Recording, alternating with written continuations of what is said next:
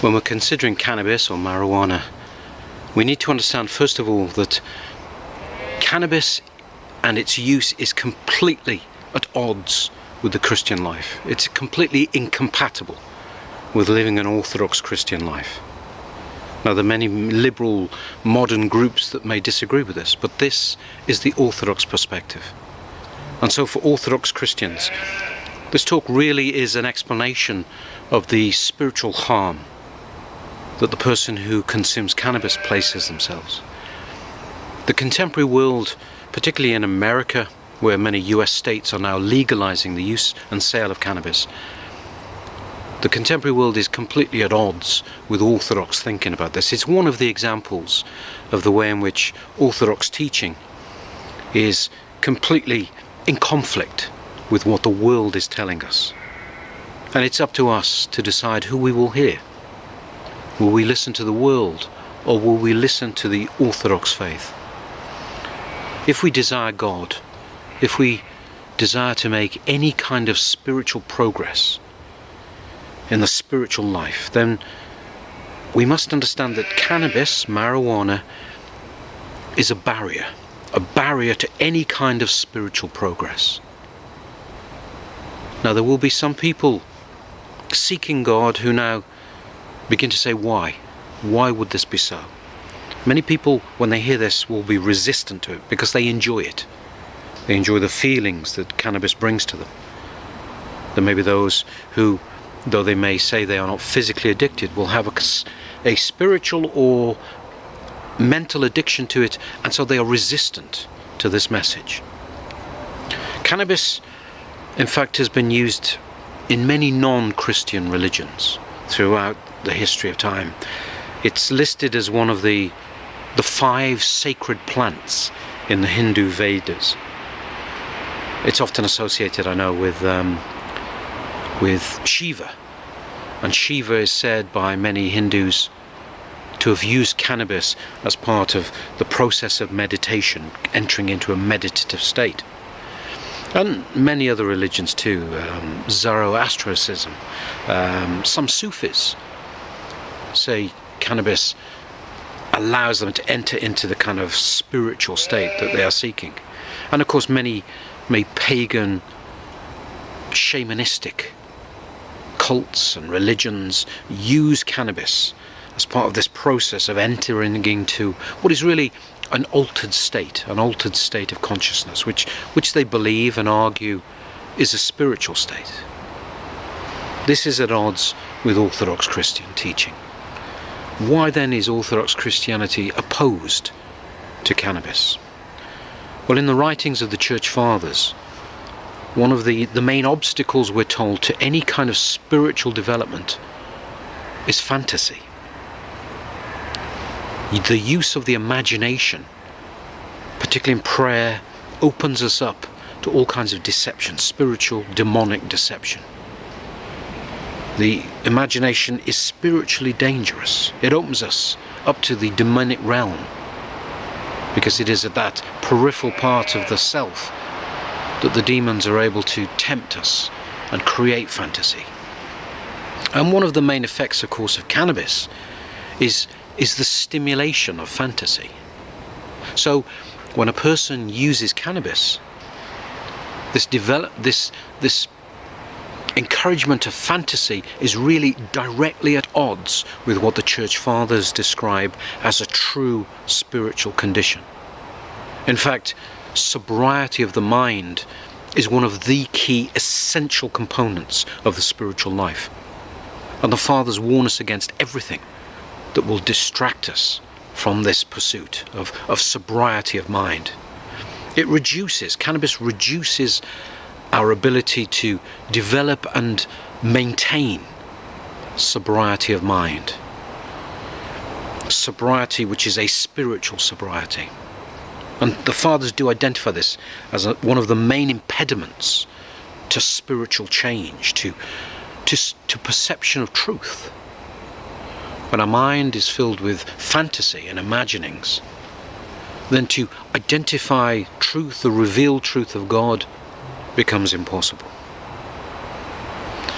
Now, some argue that cannabis opens us up to the spiritual insights that they believe they are capable of, or even, dare I say, visions. Some people will claim, particularly in these shamanistic cults, to have visions under the influence of cannabis, marijuana. St. John Cassian warns us that to attempt to open the noetic eyes through drugs is sorcery. It is sorcery. God has dimmed the noetic sight to protect us. It is for our benefit. There are great ascetics, those who have progressed in the spiritual life, for whom these visions are revealed. But for the majority of us, it is hugely dangerous to do anything to artificially open noetic sight. It leaves us spiritually vulnerable. And St. John Cassian describes it as sorcery. Sorcery. And this is supported in the 5th chapter of the letter to the Galatians, in verse 20. The word there that is translated in English as sorcery, the warning against sorcery, in Greek the word is pharmakia. Pharmakia. So we see a direct link, even in the scriptures, particularly in the church fathers, between the use of chemicals and altered states of minds and sorcery. To enter into this state, the church fathers warn, removes us from true prayer. The experiences, the feelings that we may gain are not true prayer. They are false, they are fake, counterfeit. We must guard ourselves against all of this, because it is demonic deception. To enter into this state removes us from prayer and from God. It substitutes the reality of encounter with God and spiritual growth with these illusions, with feelings, with falsehood. It creates within us spiritual confusion. A spiritual confusion that can be to such a degree that the person experiencing it doesn't even recognize the confusion for what it is. This is its nature, the true nature of this confusion. The feelings, the fake experiences become, to the person who's convinced of them, the reality of spirituality. And it is deception, it is demonic deception. Of course, cannabis also has a physical impact as well as the spiritual. And of course we can't separate them completely. We are one whole person, and so when we affect ourselves physically, we are affecting ourselves spiritually. The use of cannabis, categorically, it is known that it suppresses brain activity. The function of the brain is suppressed by cannabis. The brain has been scanned. Countless cases in the tens of thousands of people have had brain scans, and it has been shown that cannabis ages the brain prematurely. This is not something many people realize. The number one cause of premature brain aging is schizophrenia. That can age the brain by up to 10 years prematurely. But of all the different things that can prematurely age the brain, alcohol, tobacco, other diseases, cannabis is second. Cannabis is the second most aging impact on the human brain. We need to take this on board. The reason for this is because the use of cannabis slows down the flow of blood to the brain. And this has a physical detrimental effect, of course. So it lowers blood flow, and as it lowers blood flow, the brain is being damaged. It has a permanent impact on the physiology of the brain. If we are to treat the body as the temple of God, then yes, there are many things that we should guard against. We should guard against excess of alcohol, of sugars and salts, and all these things that will harm us.